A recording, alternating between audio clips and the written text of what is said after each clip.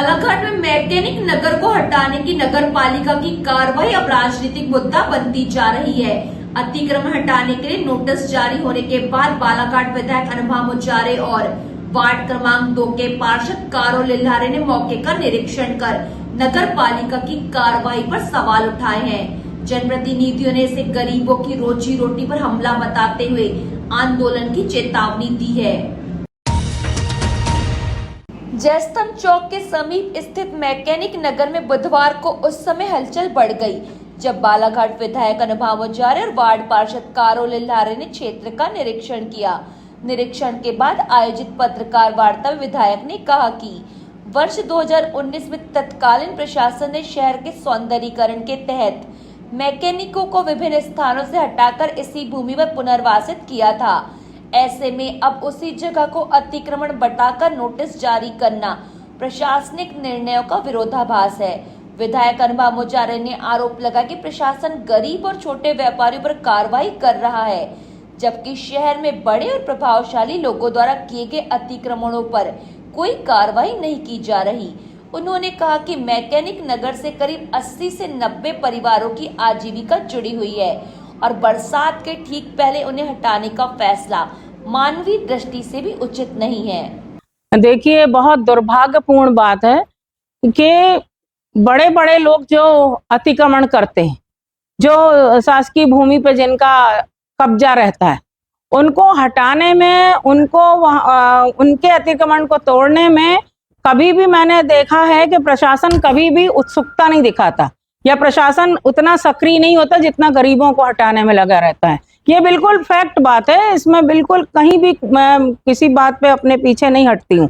ये बात बिल्कुल तय है और आप भी देख रहे हैं, हम भी देख रहे हैं। आज मैकेनिक नगर की हम बात करें, हमारे जितने भी मैकेनिक भाई लोग हैं सब गरीब परिवारों के हैं, तो 2 वक्त की रोटी बड़ी मेहनत से मशक्कत करके पसीना बहा के वो अपने 2 वक्त की रोटी का इंतजाम करते हैं, अपने परिवार के बच्चों का, परिवार का भरण पोषण करते हैं। अब यहाँ पे विसंगति ये आ रही है कि 2019 में हमारे भाई लोगों को जो सड़क के किनारे पे अपने दुकानें लगा के और ये काम करते थे, रिपेयरिंग वर्क करते थे गाड़ियों का, 2 व्हीलर्स का या 4 व्हीलर्स का, जैसा भी करते थे, तो शहर की सौंदर्यीकरण के लिए तत्कालीन कलेक्टर श्री दीपा कार्य जी ने इनको स्थापित करके वो जगह दी हुई थी। और वो पत्र जो तत्कालीन कलेक्टर श्री दीपा कार्य जी ने जो पत्र जारी किया था वो भी हमारे इन भाइयों के पास है।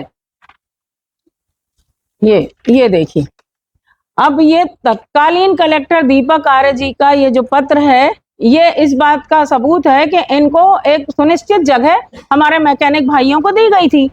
अब 2019 में व्यवस्थित जगह इनको दी गई। इन्होंने शासन प्रशासन का सम्मान करते हुए, नियम पालन करते हुए, कलेक्टर जो दीपक आर्य जी थे उनके आदेश का पालन करते हुए इन्होंने अपनी दुकान मैकेनिक नगर में लगा ली और वहां ये अस्थायी रूप से व्यवसाय करते हैं, अपना रोजी रोटी कमाते हैं।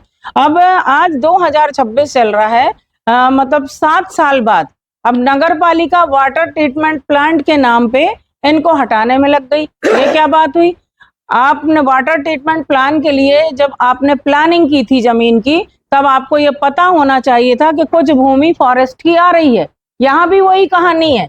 अब ये बताइए, नगर पालिका सीमा में अगर फॉरेस्ट भूमि है तो नगर पालिका अगर कोई विकास कार्य कर रही है तो वैधानिक रूप से फॉरेस्ट डिपार्टमेंट से परमिशन लेके वहां पे वो वाटर ट्रीटमेंट प्लांट पूरा कंप्लीट बन सकता है। लेकिन वहां ये अपनी जिम्मेदारी नहीं निभा रहे, वहां वन विभाग के से अनुमति लेने में अपने आप को सक्षम नहीं महसूस कर पा रहे हैं। ये यहाँ पे हमारे गरीब भाइयों को, मैकेनिक भाइयों को हटाने में लग गए और इनको हटाने के लिए नोटिस जारी हो गया, इनको दबाव बनाया जा रहा है, लाइनिंग हो गई वहां पे चूने की कि अब आपकी दुकानें हटाओ। तो ये कहाँ जाएंगे? आज बारिश सामने है और अचानक आप इनको हटाने की बात कर रहे हो और एक प्रशासन का मुखिया दूसरे प्रशासन की व्यवस्था पे ही उंगली उठा रहा है। ये कितनी अजीब बात है। वार्ता के दौरान विधायक अनुभा मुजारे ने देवी तालाब क्षेत्र के अतिक्रमण का मुद्दा भी उठाया।